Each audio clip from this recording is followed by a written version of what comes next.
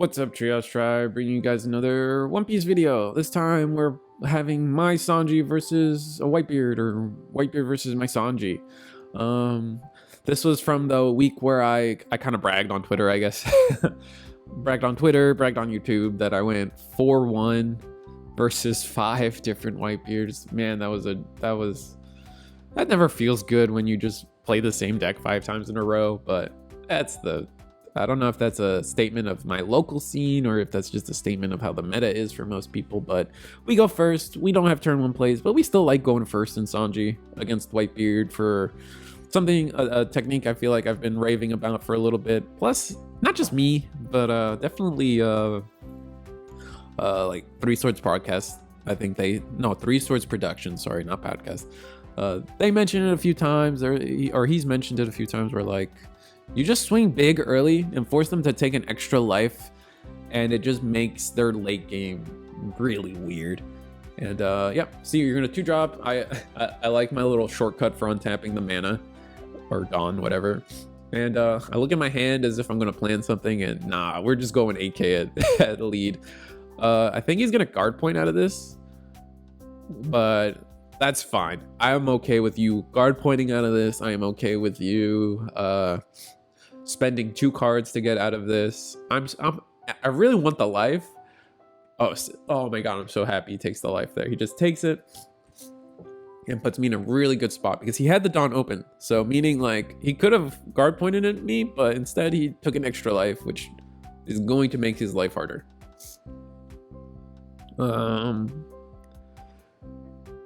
Yeah, so like the main logic. Oh, he's gonna swing with Nami. Oh, he's gonna give my Jinbei value. Yes. Normally, like my 2-drop doesn't do anything in the Whitebeard matchup except help me swing at little babies like the Makinos and the Nami. He's gonna swing.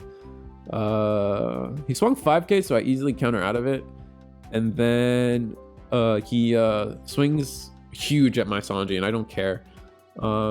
He swings into a Paradise waterfall, which kills suspended like 4 cost or less or something, which kills the Nami.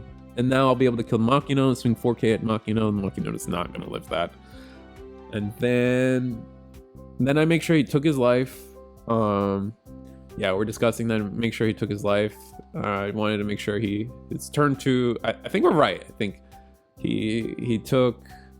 he should be 3 life down because I made him take 1 and he only had 2 turns, right? I think that's right. And we make him pitch life. We swing 8 at lead again. He had to drop 2 2Ks, it looked like, which great. Like again, like that's exactly where we want to be. Just swing 8s. That's why the 4-drops in this matchup are so good, because they just give you enough to own. I was able to tap 2, untap 2, and then I'm at 5. So yeah. Swing 8 again, and I just cleared his board. Like he hasn't been able to go curve, which for Whitebeard you really want to be like, your curve is 4-drop on 4, 6-drop on 6. Like if you just have those big turns non-stop, like you just can't do anything. But he wasn't able to establish that, so he's just swinging big at my leader. He's deciding if he wants to swing Sanji or leader or Jinbei, and I think he should have swung lead.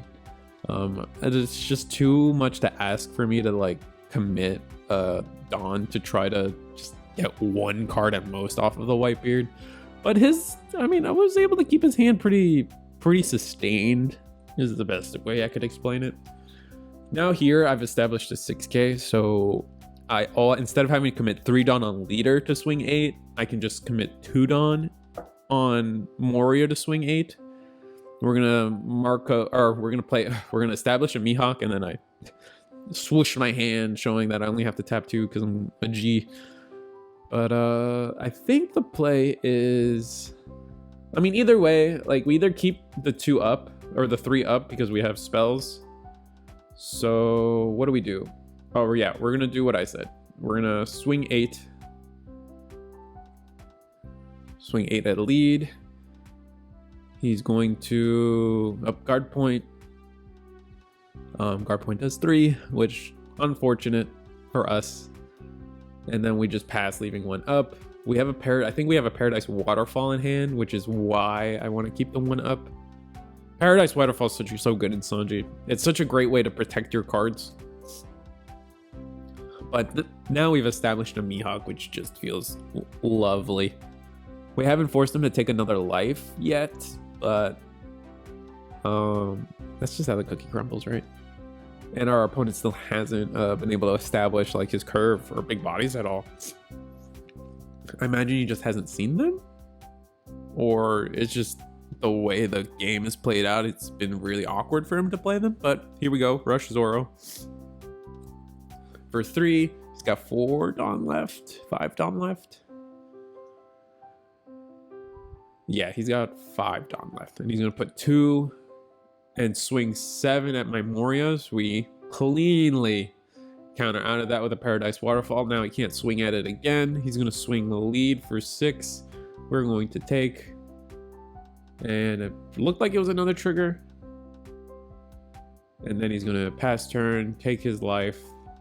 I'm gonna draw, put my Dawn everywhere. I think this is our 10 draw. No, this is our 9 Dawn turn.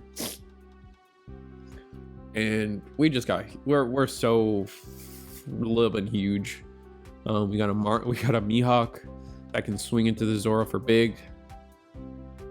He's got 2 Dawn, 3 Dawn up. So we're gonna swing 9 at lead, or we're gonna swing 9 at Zoro. Oh, so he can't just simply Radical Beam to protect the Zoro, which I agree with that logic. This is pretty good logic. What do we have in hand that's so good? Oh, we're gonna another 4-drop, untap 2, because we're G like that. I imagine we have to swing lead a little bit, right? Okay, put 1 under Sanji, or we're gonna swing lead. Just this simple 6k. He throws a 2k out, so we know that he's just gonna toss 2ks at us. Here, for me, this is like the Radical Beam. That's pretty telling. For me, this is like when your opponent is at 1 life and they're about to have a Whitebeard. They're about to have enough Dawn to Whitebeard you. You want to swing to check, like, hey, are you gonna Whitebeard me, or are you gonna take it? Because essentially, if I can't kill them, they should take this life just to see, or just to, because, how do I explain this? If they take that life there, they're gonna get that life anyway at the end of their turn if they don't plan to Whitebeard, and so they should just take it. But if they don't take it, or if they do take it, they don't necessarily plan to Whitebeard you. If they defend that life, then they're probably gonna Whitebeard you. And he's going to, he minuses 3k my 2 guys, and we are going to tap 2 Pumpkinson, tap the what's his name, the Brook. But playing this ace kind of means he's not gonna Whitebeard, so my next turn is just gonna be like put all 10 Dawn under my guy and swing, right? We're going to protect again because this Mihawk's too valuable, and he's gonna take the last life. But now he's got no life, and I think we just 10 Dawn under Mihawk and swing, right? Like, we have 2 bodies to follow up the Mihawk swing.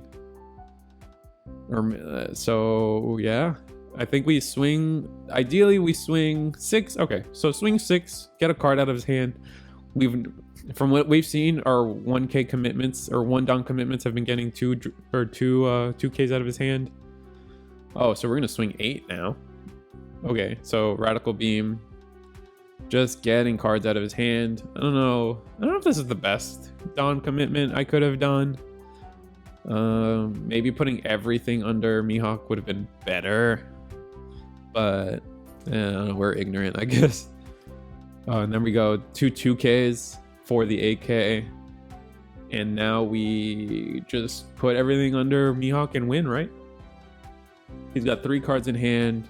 If it's a Radical Beam, he's already used 2 Radical Beams and hasn't searched at all, so we're just like, oh, there's no way he has seen 3 Radical Beams without searching with Nami, right? Or he did search 1 Radical Beam with Nami. So like I'm just sitting there like there's okay, so he's got 2 and a guard point. We're gonna put all 5 under Mihawk, swing for like 13, and then Radical Beam, and the last 2 cards are counterless, so we win. Woo! But the fact that he saw 3 Radical Beams in that short a game was like, oh my god, wow, really? And a guard point.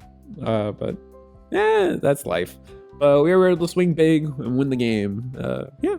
Sanji's a good deck. I just don't think it's I don't think it's topping for a reason. And it's very easy to kind of like play around just killing Sanji's board and just leaving them with nothing. So yeah, it is what it is.